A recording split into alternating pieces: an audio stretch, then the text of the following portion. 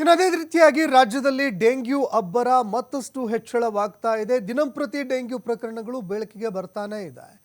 ಶುಚಿತ್ವದ ಬಗ್ಗೆ ಅರಿವು ಮೂಡಿಸಿ ಡೆಂಗ್ಯೂವನ್ನು ತಡೆಗಟ್ಟುವಲ್ಲಿ ಅಧಿಕಾರಿಗಳು ವಿಫಲವಾಗ್ತಾ ಇದ್ದಾರೆ.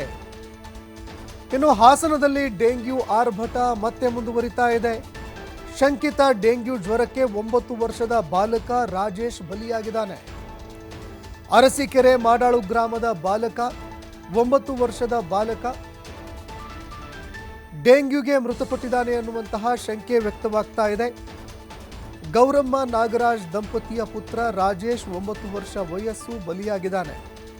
ಅರಸೀಕೆರೆ ಆಸ್ಪತ್ರೆಯಲ್ಲಿ ಚಿಕಿತ್ಸೆಯನ್ನು ಪಡೆದು ನಂತರ ಹಾಸನದ ಹಿಮ್ಸ್ಗೆ ಬಾಲಕ ದಾಖಲಾಗಿದ್ದ.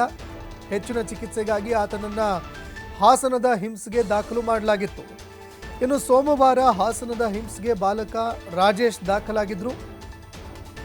ಆದರೆ ಚಿಕಿತ್ಸೆ ಫಲಕಾರಿಯಾಗದೆ ಬಾಲಕ ಸಾವನ್ನಪ್ಪಿದ್ದಾನೆ ಎನ್ನುವಂತಹ ಮಾಹಿತಿ ಲಭ್ಯವಾಗ್ತಾ ಇದೆ.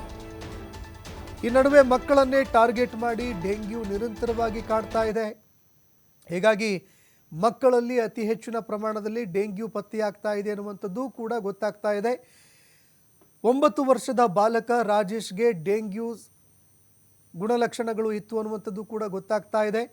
ಹೀಗಾಗಿ ಆತನನ್ನು ಸರ್ಕಾರಿ ಆಸ್ಪತ್ರೆಗೆ ದಾಖಲಿಸಿ ಚಿಕಿತ್ಸೆ ನೀಡಲಾಗ್ತಾ ಇತ್ತು. ಈ ನಡುವೆ ಹಾಸನದ ಹಿಮ್ಸ್ಗೆ ಹೆಚ್ಚಿನ ಚಿಕಿತ್ಸೆಗಾಗಿ ಆತನನ್ನು ದಾಖಲು ಮಾಡಲಾಗಿತ್ತು.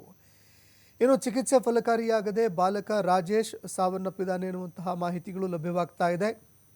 ಇನ್ನು ಡೆಂಗ್ಯೂ ರೀತಿಯಲ್ಲಿ ಸಿಂಪ್ಟಮ್ಸ್ ಇರುವ ಕಾರಣದಿಂದಾಗಿ ಆತನಿಗೆ ಡೆಂಗ್ಯೂ ಇತ್ತು ಅನ್ನುವಂತಹ ಒಂದು ಶಂಕೆ ಕೂಡ ವ್ಯಕ್ತವಾಗಿದೆ.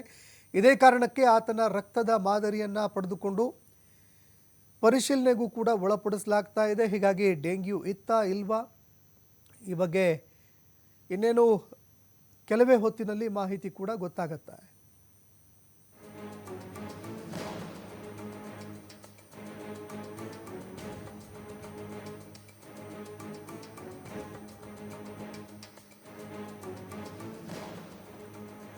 ಇನ್ನು ಇಡೀ ರಾಜ್ಯದಾದ್ಯಂತ ಸಾವು ನೋವುಗಳ ಸಂಖ್ಯೆ ಹೆಚ್ಚಳವಾಗ್ತಾ ಇದೆ. ಡೆಂಗ್ಯೂ ಪ್ರಕರಣದಿಂದಾಗಿ ಸಾವನ್ನಪ್ಪುವವರ ಸಂಖ್ಯೆ ಹೆಚ್ಚಳವಾಗ್ತಾ ಇದೆ. ಇನ್ನು ಅದೇ ರೀತಿಯಾಗಿ ಹಾಸನದಲ್ಲಿ ಡೆಂಗ್ಯೂ ಆರ್ಭಟಕ್ಕೆ 9 ವರ್ಷದ ಬಾಲಕ ರಾಜೇಶ್ ಬಲಿಯಾಗಿದ್ದಾನೆ. ಗೌರಮ್ಮ ಹಾಗೂ ನಾಗರಾಜ್ ದಂಪತಿ ಪುತ್ರ ರಾಜೇಶ್, ಈತನಿಗೆ ಡೆಂಗ್ಯೂ ಗುಣಲಕ್ಷಣಗಳ ಒಂದು ಜ್ವರ ಕಾಡ್ತಾ ಇತ್ತು. ಇದೇ ಕಾರಣಕ್ಕಾಗಿ ಸರ್ಕಾರಿ ಆಸ್ಪತ್ರೆಗೆ ದಾಖಲಿಸಿ ಚಿಕಿತ್ಸೆ ನೀಡಲಾಗ್ತಾ ಇತ್ತು. ಅರಸೀಕೆರೆ ಸರ್ಕಾರಿ ಆಸ್ಪತ್ರೆಯಲ್ಲಿ ಚಿಕಿತ್ಸೆ ಪಡೆದ ಬಳಿಕ ಹಾಸನದ ಹಿಮ್ಸ್ ಆಸ್ಪತ್ರೆಗೆ ಬಾಲಕ ರಾಜೇಶ್ ದಾಖಲಾಗಿದ್ದ.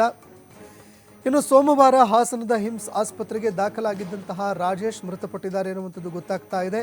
ಇನ್ನು ಡೆಂಗ್ಯೂ ಇತ್ತಾ ಇಲ್ವಾ ಅನ್ನುವಂಥದ್ದು ತಪಾಸಣೆ ಬಳಿಕ ಗೊತ್ತಾಗಬೇಕಾಗತ್ತೆ.